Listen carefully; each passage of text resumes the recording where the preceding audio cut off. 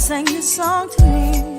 There was a message in its melody, sweetest lyrics that I ever heard. There's a message in the songs of birds. Tomorrow is another day. Living is the only way. Tomorrow's gonna ever come. Listen to the words of the song. Everything gonna be alright. Everything is gonna be.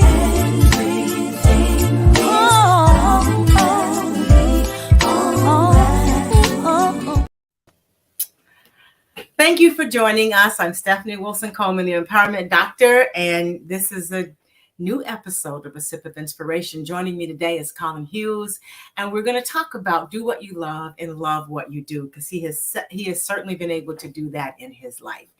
I wanted to do some housekeeping, though. My website, champagneconnection.com. Go there, and all of these podcasts are out there for you to watch at your leisure. Also, there's some merchandise there that you can buy, Sip of Inspiration merchandise that I keep saying I'm going to wear. I promise you one day I'm going to wear some. So I want you to be able to do that also. And just stroll through the book. You'll see, through the website, you'll see a copy of my new book, Self-Esteem, Your Superpower, Ways Parents Can Improve Their Children's Self-Esteem. It's been selling quite well. It is a small book. It's only 41 pages, so it's easy to read, but it's got a lot of great tips. So with that being said, I want to welcome Collin. I will tell you a little bit about him, but I'm going to let him do the rest because he's had an interesting life. So when we say do what you love and love what you do, Collin has done just that, okay? He had 3 dreams in his life, and I'm going to read so I don't get them messed up, okay? So one was to be a cowboy, and he did that. A pilot, he did that. And an actor, and he did that too. Can you imagine? 3 things that are totally unrelated. And I know some of you are sitting at home saying, I've always wanted to do something like that, but I don't know how I could do it. But he has actually done it. And that is fantastic. So I want to welcome him. I'll give him a chance to introduce himself, and then we'll get started. Hi, Collin. How are you? I am doing pretty good, Stephanie. In this new year, put 2022 behind me. Thank goodness, because that was just such a horrible, depressing year for me. But starting the new year off right, I hope. Yeah, so we're going to talk about that too, because he's also been able to I don't want to say recover from, but to sort of deal with a tragedy, a family tragedy. And a lot of us have those too. And a lot of times, if you're like me, you're just stopped in your footsteps and don't know how to do it. How does it go? Excuse me. You don't know how to move forward. But as you can see, you can move forward. And it's the lessons that you learn during those tragedies, I think, are very important. And especially if you share them with others too. But we're going to start off talking about the cowboy first. You know? Okay. So there's a song that just went through my head. I don't remember the name of it. I think Willie Nelson's song? It's a Save a Horse, Ride a Cowboy. Oh, okay. Save a Horse, Ride a Cowboy. Yeah, I went a little. I was thinking of the one, My Heroes Have Always Been Cowboys. Oh, cool. Yeah, Willie Nelson sang that one. I love him too. He has some great songs. So how did you start? And first off, what made you think of these 3 things that are just as unalike as one could get? Well, I just remember as a child that I loved horses. I grew up on a farm in Southwest Iowa and had a couple of horses, that I worked with. And as a small child, I just remember that I wanted to be a cowboy. I just thought it was so cool. And then, I had the opportunity to go up in a small aircraft with somebody. Boy, I want to be a pilot. And the actor came out in me when I think it was like 3rd grade during, and I'm really going to show my age here. That's okay. during classmate's birthday party. It was a very, very small town school. There was like 12 people in my class.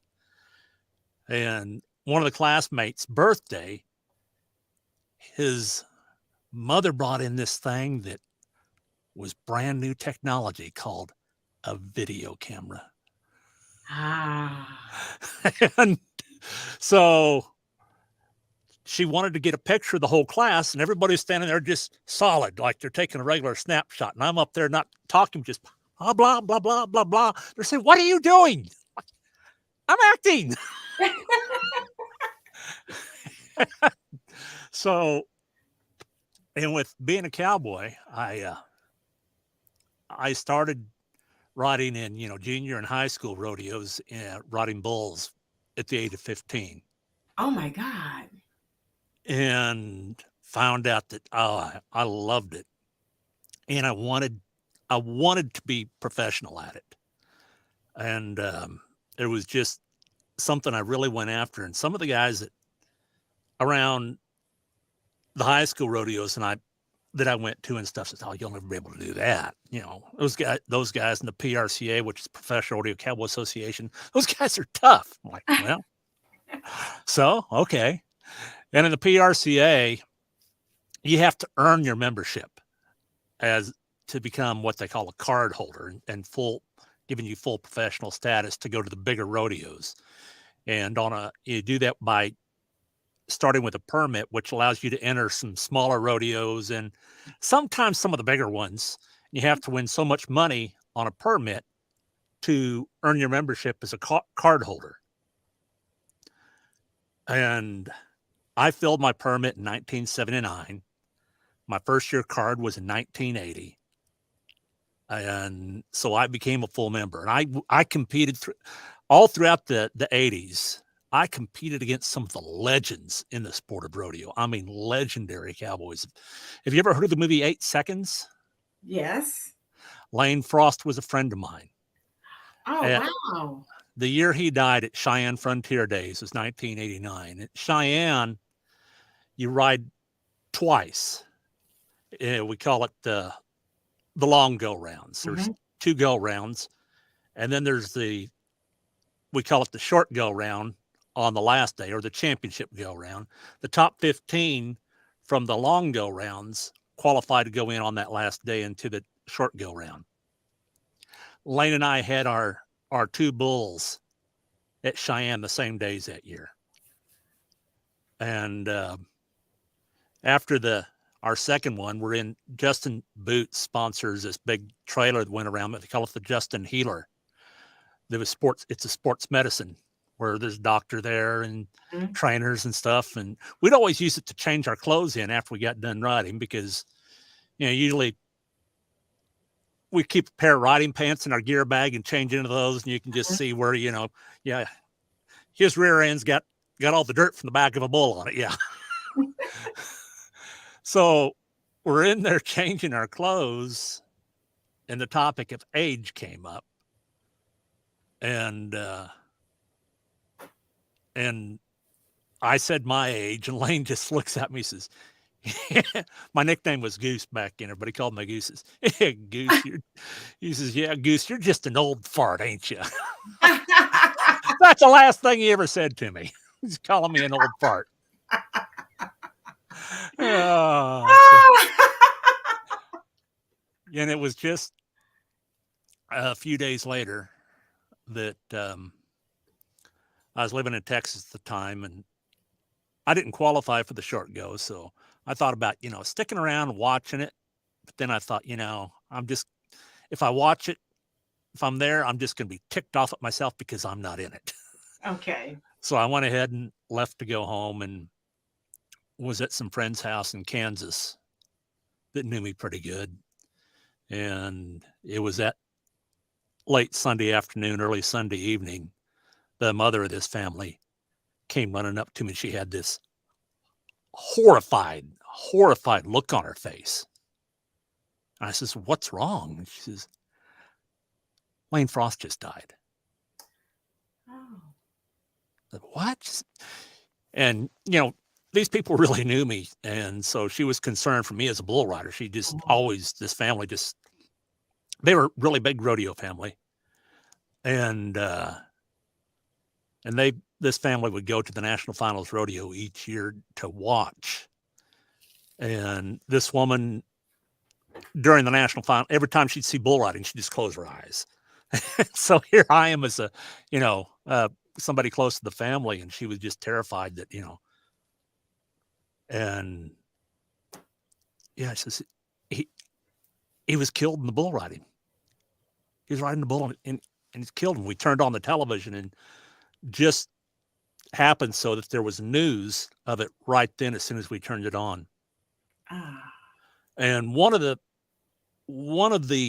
news outlets who watched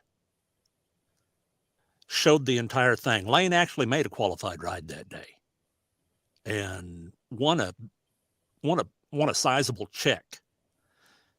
And it was afterwards, I always say that what really happened to Lane was he didn't plan his get-offs. And normally in the bull riding, you hear the whistle, you look off, and you just kind of step into your hand, throw your leg up over the bull of the back and try and land on your feet and get out of there.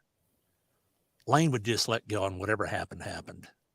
So I remember on his first one, I'll just never forget this. Qualified ride, you let go, and he looked like helicopter blades whirling out through the air. I'm like, Lane, that's going to get you. And he did. He landed face down in the mud. And the bull come back around, put a horn in the middle of his back, broke a rib that punctured an artery. And he got up, and this first news outlet showed the whole thing, showed him getting up. And he's walking back to the chutes, and he's just waving for people, come help me, come help me. And people knew that he was really hurt at that point. And then he just fell face down. And I thought, they didn't need to show that. Then we turned it to a local station out of Oklahoma that Lane was living in Oklahoma. So, everybody in Oklahoma knew Lane. And they just told that this had happened. Then they says, we regret to inform you, to show you the last ride of Lane Frost. And it showed Lane, the gate opening, making a good ride. And then it just showed him where he was just picture perfect, right as the whistle sounded. And they stopped right there. And I thought, now that's classy. That's right. That's how the right. Yeah, exactly. So what happened with you in bull riding after that? I got scared. Okay. Yeah, I was like 33 at the time. And so that's old for a bull rider. But I would, the year that Lane died, I went to, I can't remember the actual town, somewhere I think it was Burwell, Kansas. Then my next stop was a place somewhere in Nebraska. I forget the name of the town. I don't know why. And then on to Cheyenne. And the next year, the year after he died, at Burwell, Kansas, I tore a groin muscle in my left leg. And I was about to win it. Then I just felt something pop and go down just like a second before the whistle blew. And then the next night I got on with a torn groin muscle. It was McCook, Nebraska. And I got thrown off harder than I ever had in my entire life. And this bull was walking all over me. And all I could think is that next hoof's coming in the middle of my back and they're going to carry me out of here in a hearse. And had to be helped out of the arena back behind the chutes. And, my buddy's looking down, Goose, you okay? And I says, that's it, man. That's the last one. This is, no, you'll be back. We know you better than that. That was it. I never looked back. And that same year later on, I'd still go and watch, and watch friends, but I'll never forget Tough Hedeman, who was Lane's closest friend. at the Lone Star Circuit Finals in Fort Worth, Texas. I pulled Tuff's rope, and this bull turned back really hard, and he got bucked off pretty quick, which doesn't normally happen with him. And when the bull kept coming around, the hooves from the bull, one on each side of his head right there, didn't touch him. And all I could think is, man, he came so close to death too. If that bull would have stepped on his head, I says, how could he keep doing it? I couldn't do it again.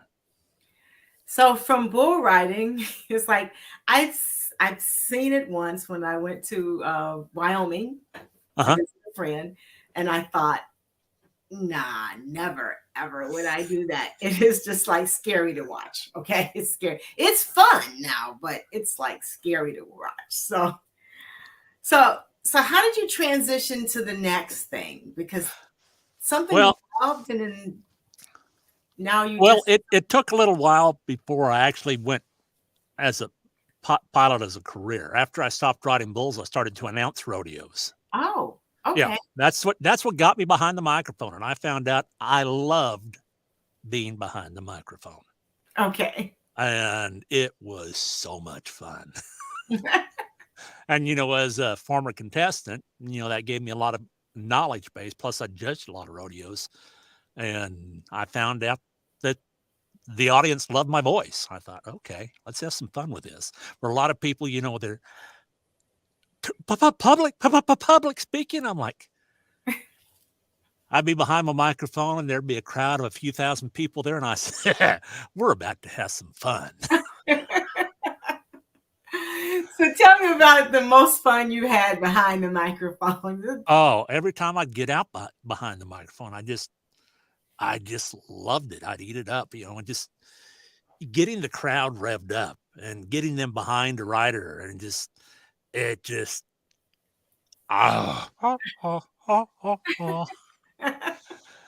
But the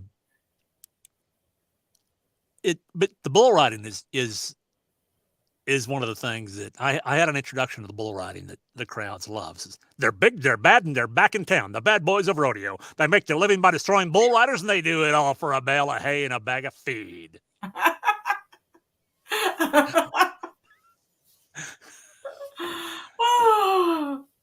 But as far as a pilot, I got my pilot's license and my private pilot certificate in 1980. Oh, okay. Because I traveled with a guy that had his own airplane, and I thought, this would be a great way to travel if I was a pilot. So I also remember as a child, I'd pretend, I was at a rodeo and riding, and I'd jump around the yard like I was riding something. And then afterwards, I'd get out and I'd hold my arms out to the side like I was flying somewhere. So that's the two dreams of cowboy and pilot right there. But I didn't do much with my flying after I got my private pilot certificate. And then after announcing for a while, I just got so tired of the long drives and setting my equipment up, announcing and driving to the next one. It was just so tired. It's so exhausting, even though I loved it when I was there and doing the work. So I thought, I've got to find something else to do. And I thought, I've got my private pilot certificate. I've always wanted to fly. So I went ahead to get the rest of my ratings on my pilot certificate, which would be instrument rating, then commercial rating. And a commercial pilot, a lot of people say the airline's commercial pilot. Actually, you have to be an airline transport pilot to fly for an airline, which is a lot more hours than a commercial certificate. Commercial certificate allows you to do some other things, charter work and banners, things like that. But then it takes 1,500 hours total time to qualify for your airline transport pilot certificate. And I can't remember what year that was, something like 2005. And I was flying charter for a while. And then later on, I transitioned to the airlines, and I'm retired now from the airlines. Age 65 is mandatory retirement. And I miss my jets.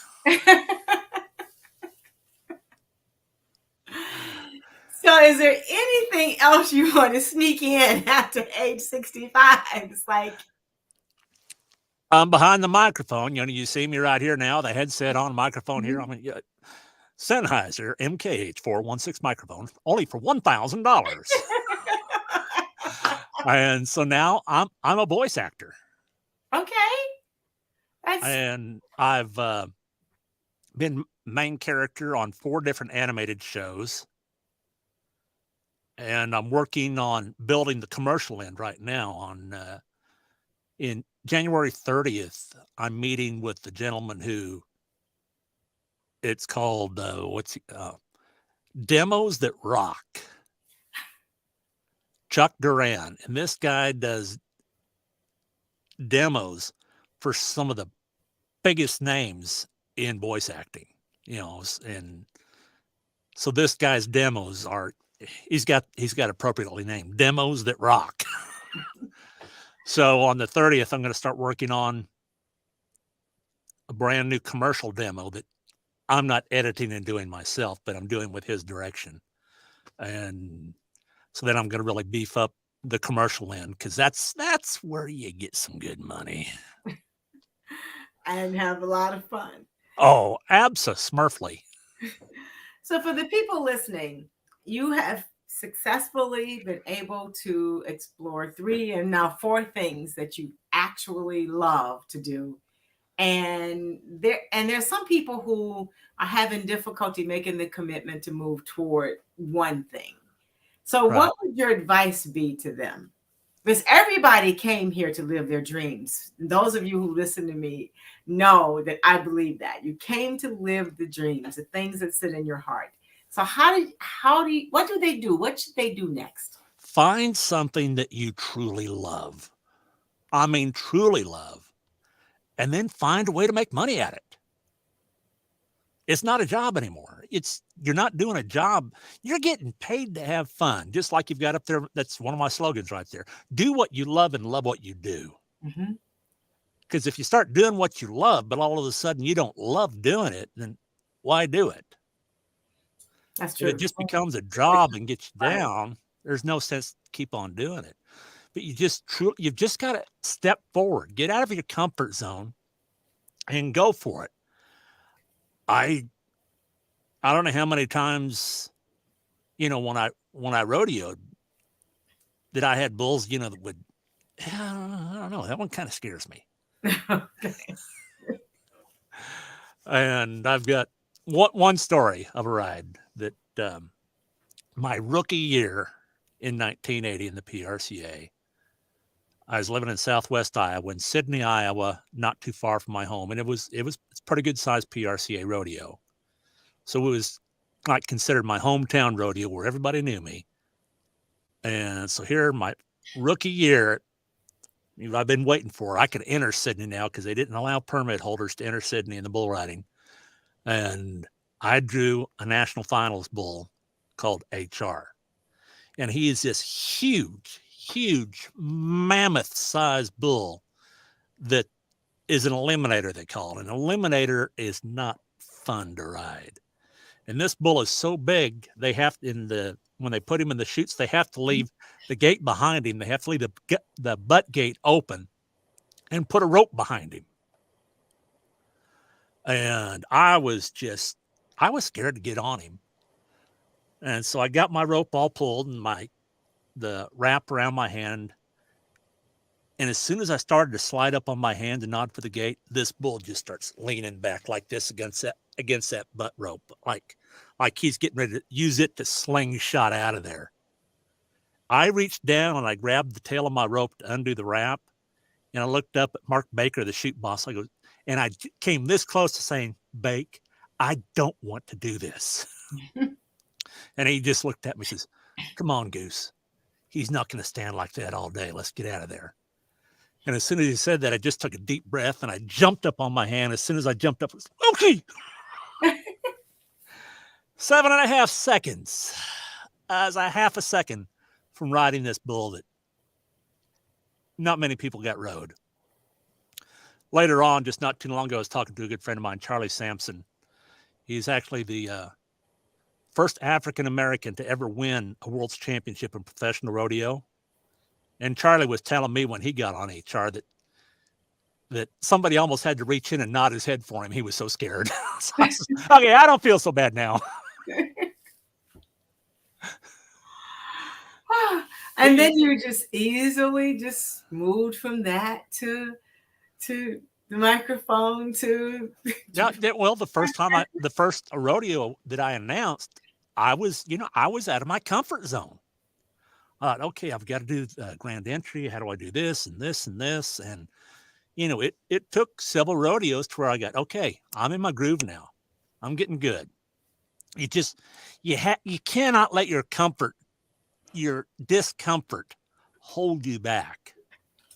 If you just say, oh, then, you'll be sitting in your parents' basement until who knows how old you are. You've got to get out of your comfort zone. If you really love something, make it something you can do for a living. It really is that simple. I know, it's like, get out of your comfort zone. I love that. Don't let your discomfort hold you back. Because a lot of us do. We allow our discomfort or our uneasiness even, because sometimes it's like, that just looks too hard. But I can imagine, so some of the conversations going through your head as you're doing the hard while you're getting on the bull. You did it anyway, right? You did it anyway. Yeah, it's so, yeah. But, life isn't always a bed of roses either. Everybody has trials. Yes, everybody has trials. That's a part of life. I don't think we learn anything if we don't have any trials. So exactly. We really just sitting here, not just doing this, So.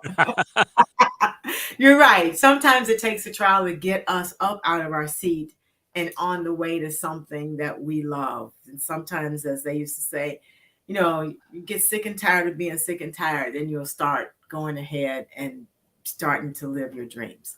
So we talked earlier a little bit about some tragedy that you had in your family. I know a lot of people are facing similar tragedies now in our environment, where kids are so plugged into everything and everyone seems to be, I don't have a word for it, but there seems to be a lot of bullying and a lot of not nice things that they're saying to each other and even themselves. Because when people say it to someone else, they believe that about themselves too.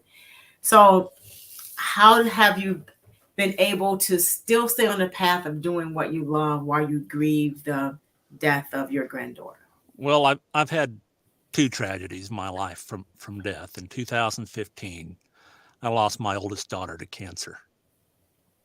And, everybody's, the feeling of losing a child. Yes. And that was, everybody says, losing a child is one of the hardest things that you can do, that you can go through. But June 10th of 2022, I got a phone call. As my daughter's caller ID on it, so I just pick it up. Hey, how's it going? And it was her boyfriend. And I was like, why is he calling me on her number? And he just says, told me that my granddaughter had killed herself. And I just started wailing. My wife is a social worker, and she was working from home, and she was in her office in the front of the house with a client.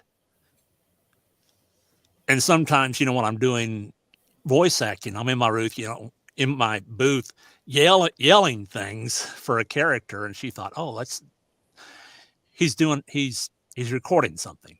And then when it just kept going on and on and on, the wailing and yelling and crying, she came out and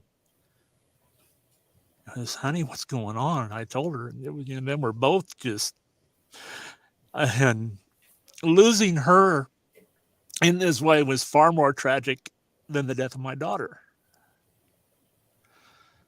It's just, the the pain of that it's undescribable. I know it is. It is undescribable. It is. I still mourn the death of my son, so I don't know what it is about losing children first. So, what's your next step? Uh, well, I had a light come on at the same time I'm in this huge moment of grief about something that I felt that I needed to do throughout my life. I learned that I was good behind a microphone. There's been several times throughout my life that I truly believe that God saved me. As a small child, we was on a picnic. It was actually, a big family event, and by a lake. I went swimming and I got caught up in what I thought was a whirlpool, just going round and round, and I kicked and couldn't get out. My head keeps going up and down, out of the water, into the water. And I thought, I'm not ever going to get out of this. And somebody reached in and grabbed me by the arm and pulled me out. And there's, the man there's, I don't know, I think about 30s, maybe something like that. And I went to the picnic area where my family was, and I told my parents. They didn't believe it. Mama, there's nothing like that in this lake. It's just your imagination. So I wanted to show them that it had happened. So I went over to the picnic area from where this man walked back to and described him, and nobody knew who he was. And as a young adult, when I was going to some rodeos, I caught a ride with the stock contractor, the person that provides stock for rodeos. Mm-hmm. Caught a ride with them to their next rodeo, and they're pulling, tractor trailer pulling livestock. And I'm just the passenger side of the cab. We stop out in the country, this country store, going to go across the road to get some snacks or something. And it's on a highway. And just as I'm getting ready, I'm right in front of the cab of this truck, and I'm just getting ready to step out to cross the road. And a friend of mine yells, "Goose, get back!" And as soon as I went back like this, it was like, 60, 70 miles an hour. Mm-hmm. If I'd have been just a few inches more out there, I'd have been dead. And a few more things like that have happened in my life. And when I realized how I have this talent behind a microphone, I've always thought, what am I being saved for? What am I supposed to do? It's more than just announcing rodeos. And that moment in all of my grief, it just dawned on me that I need to be an advocate for suicide awareness. I need to use this gift to help people, to let them know that you're loved. And that's the thing, that a lot of people going through this, they don't feel that they're loved or feel that they're worth something. And if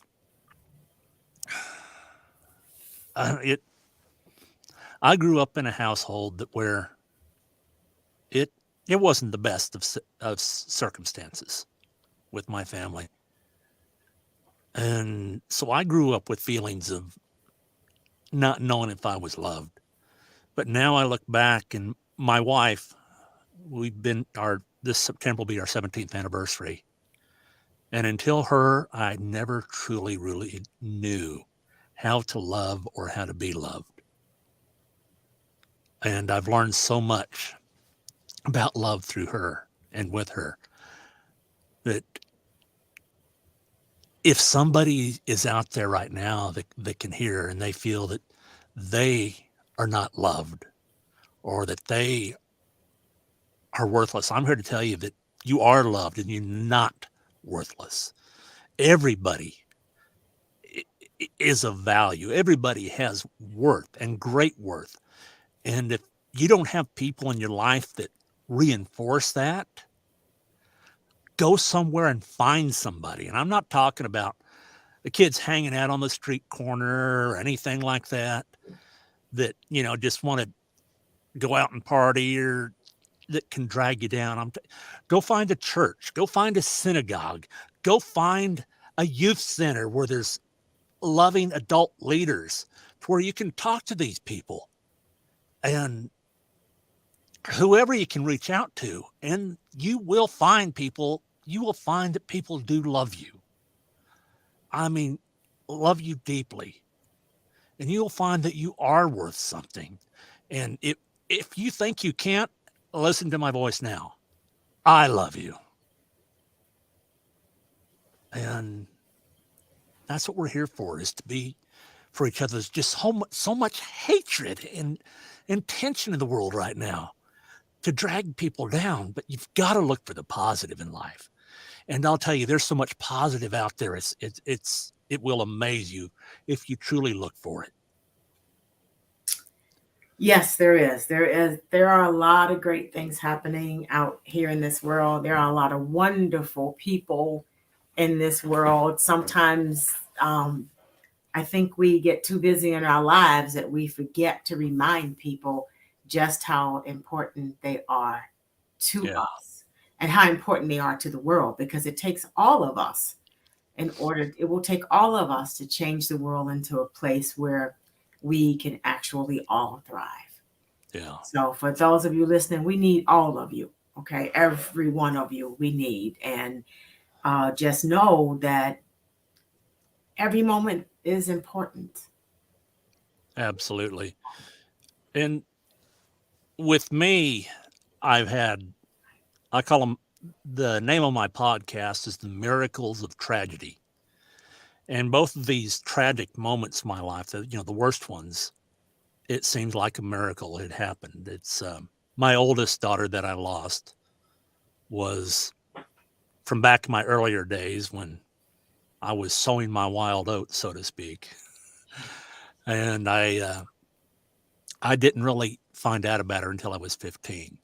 And so we had an on again, off again relationship. She was just always angry at me until 2011. She called me reaching out and said she'd been diagnosed with cancer. And so she wanted to get to know me better due to this, because she, for whatever reason. And so we drew close. And then she called me one day and she's all excited. She leaves a voicemail, says, but she'd been pronounced cancer-free. Oh, oh, great. But then not too much after back, it came back with a vengeance, and lost her on January 29th of 2015. And the miracle that came from that is that I started to get to have a relationship with my granddaughter from her that, is now, we call and we text, and she's in college. She's 21, loves fencing, and her boyfriend loves fencing. And so, so that was a miracle out of that. And my granddaughter that I recently lost comes from a daughter that she's with a sibling group of 4 girls from my first marriage. And I'd started to try and turn my life around at that point, but I still, wasn't a great guy yet. And cheated on their mother, led to divorce. And shortly after we divorced, she remarried a man who was retired military. And they asked if he could adopt them so that they could have his military benefits, insurance and whatever else that comes with those benefits. And I thought, that's more than I'll ever be able to pay in child support right now. So yeah, it's a good thing for them. So I signed the papers, not realizing that I just signed away all rights to even see them. And so they grew up angry with me. But in 2004, the second daughter of the second oldest of these 4 girls reached out and wanted to get to know me. And so we went through a few months of a relationship, and then she was getting a lot of family pressure. So she backed out just so she didn't feel that pressure. A few months later, back in again. I thought, okay, she's overcome the pressure. And then same thing. And then I married to my current wife, and she asked me, she says, got an email from my daughter again. And my wife says, well, you're going to write her back, right? And I says, I don't know if I can go through this again. And my wife she doesn't let anything go. Oh, come on. She's reaching out. She really wants, come on. She's reaching out. And I thought, okay, but you'll see. And I don't know how long it lasted this time, and the last thing she said this time to me on the phone was she was pregnant with my grandson, and my granddaughter then was like 2 or 3 years old, maybe. And she just yelled on the phone, says, you will never see these children. And then in 2017, my wife says to me, what are you going to do if she ever contacts you again? I says, I cannot go through that again. And she says, I understand. Really? And I was at home on time off, and the next day I'm saying my morning prayers.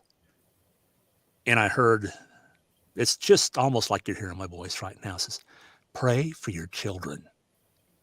I thought, what? They want nothing to do with me. I don't have children. Why should I pray for them? Went on with my prayers and said, pray for your children. And this went on for like 5 minutes. And I finally says, okay, I will. And a couple days, I went back to work. Day one, all I did was, I was based in Houston, Texas. So I'd have to airline down to catch a ride to work. And first day is just Detroit, Michigan overnight, then Detroit back to Houston the next morning. I'm getting off the plane after everybody's deboarded. My phone rings, unknown number. It's my daughter. It was her ex-husband then, had just been killed in an automobile accident. The grandson that I never met was in the car with him, in a coma at a hospital in Fort Lauderdale. His intestines were exposed due to injuries were extensive, several broken bones, huge gash up his front. Didn't know if he was going to live or not. And my daughter's siblings weren't able to come down to be with her. She was actually living up in the Northeast with my granddaughter, and her ex had the grandson down in Florida. So she had gone down to Florida to be in the hospital with him. And her mother couldn't come out. Her siblings couldn't come out. She just wanted somebody there for support. And she said that, it says, I'm on the next flight. So, as a pilot, I can non-revenue fly for free on any airline, but from Houston to Fort Lauderdale, it's always tough to get on those flights, even for the jump seat up in the flight deck. So I bought a ticket to get there. And the first time I'd ever seen my grandson was him lying there in a coma in that hospital. And he's doing fantastic now. Survived, doing wonderful.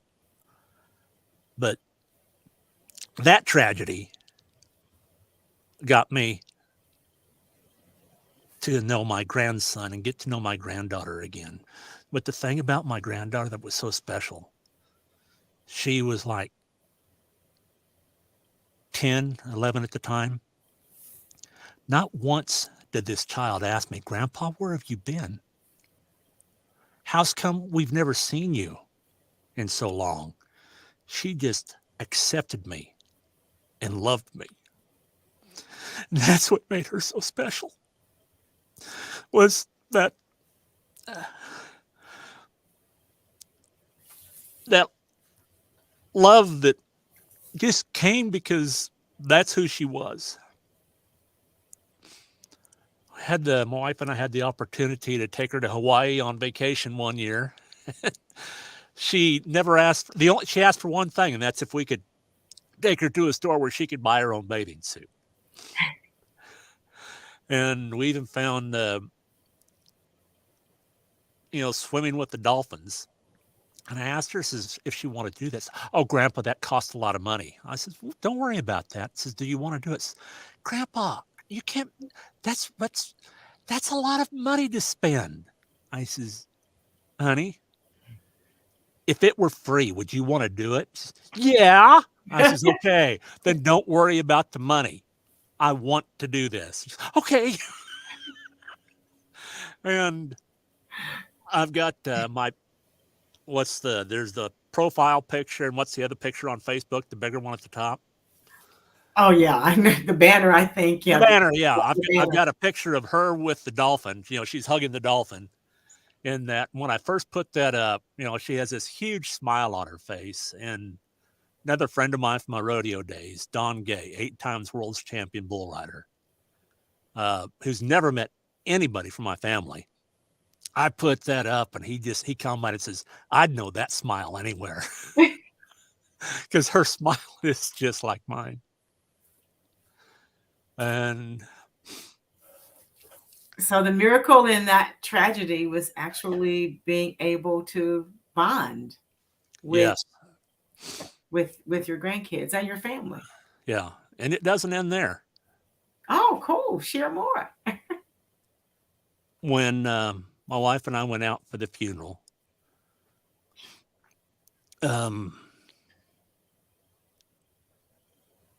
there's, of course, my other 3 daughters that really don't have a relationship with.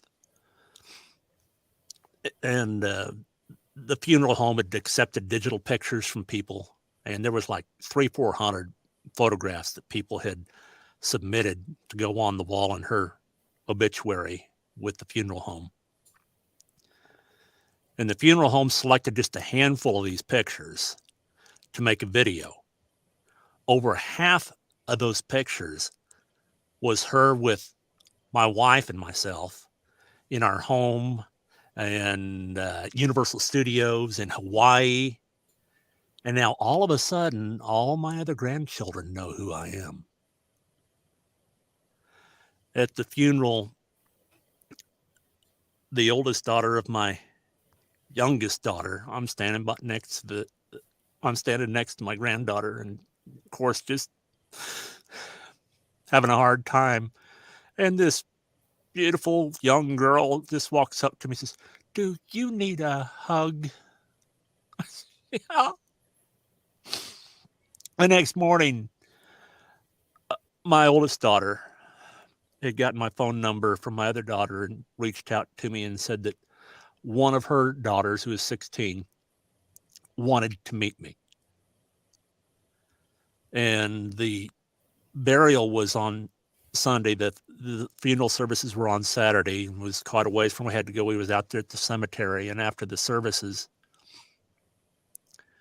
my daughter brings up this 16-year-old grandchild of mine, and she looks up at me, and I'd always been called the bad dad because of how I was back then.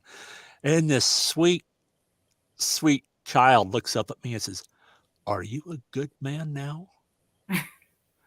And it felt so wonderful to look her in the eye and say, "Yes, I am." And she just reached out and hugged me. And during the burial, I almost fell down I almost passed out when it was done. And the oldest child of my youngest daughter, 14-year-old boy, came up to me and he says, "Can I hug you?" I said, "Yeah." And my wife, during the graveside services, looked over at me and says, "Honey, do you realize that this is Father's Day and that all 4 of your daughters are here?" And this 16-year-old granddaughter that I met that day, she and I text almost every day, and this child has no barriers. It's just completely opposite of what my other granddaughter was like. She was always reserved, and people, just you had to bring it out of her until she finally, oh, okay, yeah. But this child, oh no, she just all out.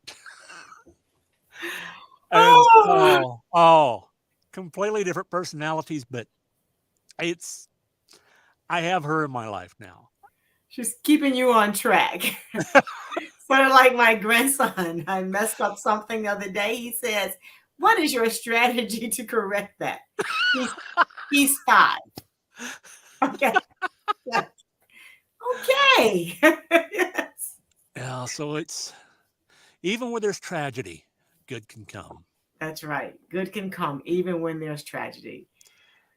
Oh, God. So I want to thank you for being an example, though, to everyone listening and reminding us that we can always do what we love to do. And as Collin has shared, you may want to do 2 or 3, 4 or 5 things. Do them. Don't stop at one. Just do them. Just step out on faith and step out and do the things that you want to do inside of yourself, because it's not as hard. So I want everyone to vow to stop allowing discomfort to actually run their lives, because we're here to do and experience lots of wonderful things. And remember, other people are watching you too, to get permission to go and live their life full out. So be a good teacher. So Yeah, I in my steps to become an advocate for suicide awareness, I started, but their mirror websites, stopsuicide.life and stopteensuicide.life. There's a little bit on my granddaughter about there, and I took a video of myself in pain that I videoed myself in my pain just minutes after I found out the news. And then there's also links to websites that people can go to if they need help, including this very important number anywhere in the United States. If you feel like you're in a crisis moment, it's so easy now. Just call 988.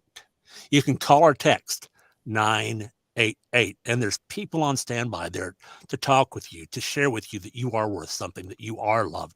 And if I haven't mentioned it before, that number is 988. Try, and everyone write that down. 988. You can text, you can dial from your phones, 988. And the number's even been shared throughout social media too. So take it seriously. And don't decide for yourself that you're going to be all right tomorrow and that you don't want to waste people's times. People want to hear from you. People want to help you through these tough times, and we all have them. So don't think that it's just happening to you and that you're not good enough. All of us have had tough experiences and hard times, but we promise you it's worth staying around. The miracle is worth staying around for. Absolutely. There are miracles in every situation. Absolutely. Well, with that, if we're going to say good night and close, I want to remind everyone, may this day offer you just what you need in each unfolding moment. Remember, I want you to be inspired, and to further notice, I want you to celebrate everything. And your job is to make today so awesome that yesterday gets jealous. And as I always say, life is too short to drink cheap champagne. So find that hill that is worth taking and take it. Okay? You owe it to yourself and you owe it to the rest of us. You never know who's watching you, so that they can get the confidence to do what they need to do in their life. Stephanie Wilson-Coleman, known as the Empowerment Doctor, and as always, it has been a pleasure. Thank you, Collin, for sharing the intimate moments, sharing your life with us. That's just what we need to do. with each other in these times so that we all know everyone has some good and some bad, and everyone's got some, I don't know what to call it either. That's right. So I say, call it all good. Okay. Just call it all good and just live your life. Good night. And until next time, just love yourself because we love you and there's nothing you can do about that. Good night. Hi, I'm Stephanie Wilson-Coleman, the Empowerment Doctor, and I just wanted to, for the next few minutes, to give you some tips about how to actually live your dreams. I want you to start with some self-discovery. I want you to take a piece of paper and write down 3 to 5 things that you've accomplished that you can absolutely brag about. I want you to write about how it makes you feel, some of the steps that you took. But these are things that you decide that things you would brag about. Don't ask your neighbors, your best friends. It's just you and this piece of paper. Next, I want you to do is to write a list of the things that you would like to accomplish. And as you do that, I want you to define what it is, how you're going to do it, and set a date when you're going to do it. And then I want you to dream. I want you to create a picture, a vision board, a collage. It can be magazines, you can use postcards, whatever you like, to create a picture of this thing that you want to accomplish, of the goal you want to achieve. After you've done that, then I need you to set the team up. Who do you need to reach out to help you? When do you need to get started? Are there any skills that you need to learn? And if there are, when are you going to start the process? I want you to give these steps a try this week and let me know how you did, because I'm sure you're going to have an amazing discovery. Again, I'm Stephanie Wilson-Coleman, the Empowerment Doctor, and as always, I say, dream big.